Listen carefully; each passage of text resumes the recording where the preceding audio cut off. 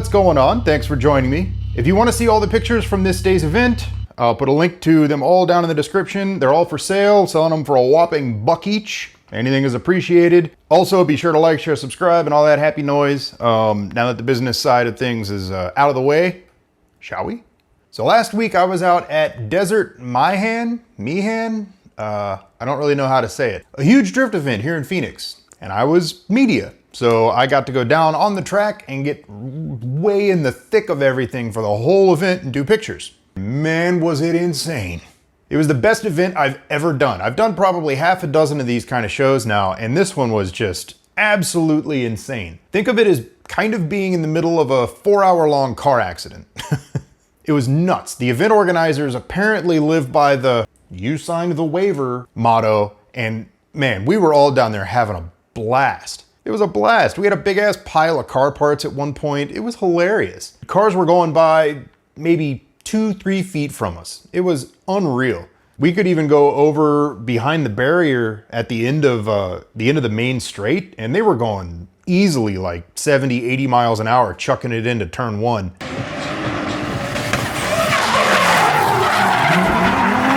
Having cars go by 70, 80 miles an hour like 8 inches from you, sideways, that shit's crazy. I had a bunch of rubber and shit in my hair and dirt and everything everywhere. One of the other photographers had rubber in his teeth. I mean, it was insane.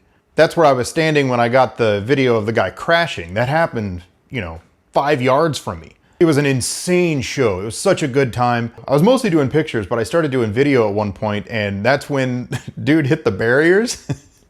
They were like these little, 8-inch tall little plastic things, basically just showing, hey, the track goes this way. Well, he took them bad boys out going probably 30 miles an hour, and they all came flying at me. I was dying, man. It was so funny.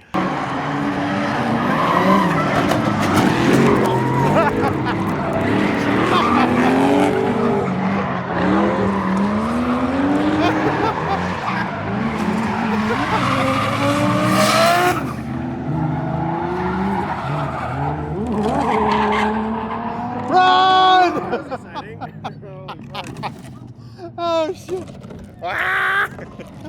Can't wait to do another one of these events. It was unbelievably cool. But you may be wondering, how do I get pictures like that?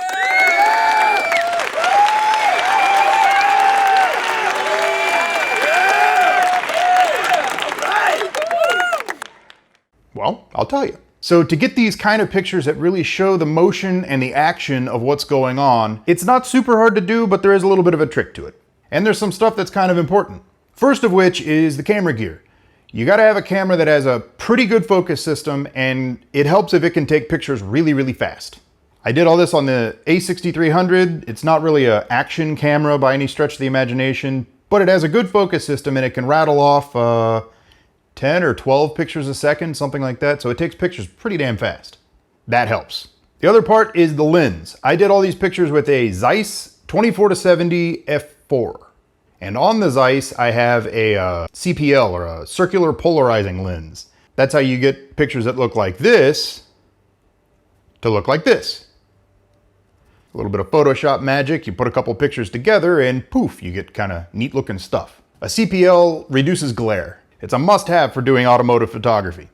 I also really like the Zeiss because, yeah, it's an f4, so it's not really the fastest lens ever. Fastest meaning the aperture doesn't really get all that big. Generally, fast lenses are lenses like the one that's on the camera right now. The wider an aperture can get, the faster your shutter speed can be, because it lets in more light, the aperture does. But that's kind of camera 101. The Zeiss is not a very fast lens. It's only an f4, but because it's an f4, I still stop it down a little bit. I did most of these at like f5.6, I believe, somewhere around there. f5 something, f6 something, because the more you close it down, the deeper your focal plane is, the more stuff you get in focus. Being as I'm sweeping and I'm moving, everything's gonna be out of focus anyway. I want the car in focus, all of it, not just like the front bumper or whatever. So you kind of want a bit more depth of field. f4 is good, maybe even stop it down a little bit. So you got your camera with the decent focus system, you got your lens, nice and sharp, you got your CPL, you're all set up, ready to roll hardware-wise. Next up is settings. I shot all these at 1/60th of a second. Now you can go faster, like 1/120th or 2/50th or whatever you want to do, But when you do that, you're gonna freeze the action. More, at least. You're not gonna get as much of that really cool blur, but it'll be easier to get the car sharp. You can also go slower, but going slower, yeah, you'll get more blur and stuff, but it's gonna be really, really hard to get the car sharp. So for me, on this camera, with the way that I do it and how I shoot and the lens and everything else, the perfect sweet spot is 1/60th. So you dial in 1/60th of a second, good to go. You got your aperture set at 5.6, 6 something, so you get a little bit more depth of field, you're all set and ready to roll. You got your motor drive set on high or, something ramped up a bit so it shoots pictures real fast. The last thing that I tweak settings-wise is the focus point. I actually set the focus point at one of the thirds, one of the intersection of the thirds, and I use it kind of like a like crosshairs, sort of. I'll set it on flexible spot small. That's just how it is in this camera. Your camera may have a different type of setting, but it probably does the same kind of thing. You want it to be one specific little point that it's focusing on, and I put it right at the intersection of the thirds, and I use it as a kind of like a crosshair. So as I'm going like this, I'm gonna keep that point directly on not just the car, but the same exact spot on the car, as best as I can anyway. That way, in the frame, as the shutter opens and closes, the car doesn't move at all. As the image is actually exposed, the car doesn't move. Everything else does. That's why it looks like this. Or like this. It takes a little bit of practice. You gotta kind of, like even when I go out, I've done probably half a dozen of these kind of shows now. And yeah, the first few shots are kind of a little bit wonky sometimes. You gotta kind of get in the swing of it, It takes a bit of practice, but it's not too hard. And you can practice it like anywhere. Just go on a street somewhere and just start taking pictures of cars. People might look at you a little bit weird, but you're not breaking any laws, so they'll be okay. So yeah. You got your gear, you got the camera with a good focus system, you got your focus point set, you got all your settings dialed in as far as your shutter speed, your aperture, your ISO, which should always be as low as possible because you're outside in the middle of the afternoon more than likely, so shouldn't have to bump the ISO at all. You got your polarizer on, and you're getting the hang of it. That's how you do it right there. Then in post, my editing style, I like to do stuff that's kind of crispy or crunchy, as I call it. It's not necessarily true to life. I'm not going out to like document what's happening per se. I want to make stuff that looks cool. So I use a fair amount of clarity. I do like the clarity slider when I'm doing cars.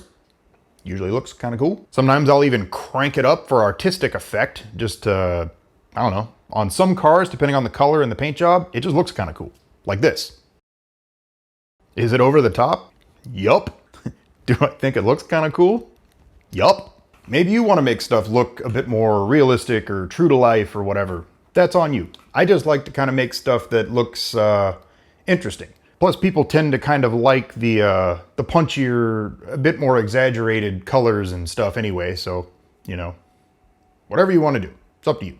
So yeah, if you got any questions, if you go out and you get some awesome pictures of some stuff, be sure to link it down in the comments. I'll check it out. Until next time, later.